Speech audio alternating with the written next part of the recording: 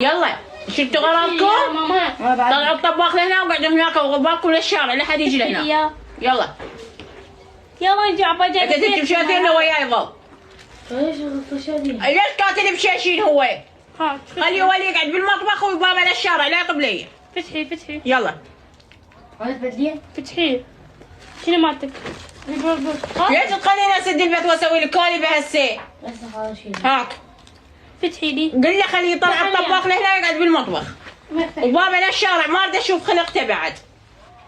بشاشين عنجرتين براسه هيك طاقه بوكسيات على راسه والله ما تنفرق يفيدنا كثير غير احفر له قبر هنا ودفنه والله حباب غير احفر له قبر ودفنه بالحوش. يوميا كل ما اطلع اجيب لكم السم تسممون ان شاء الله وتموتون القيكم قاتلين بشاشين.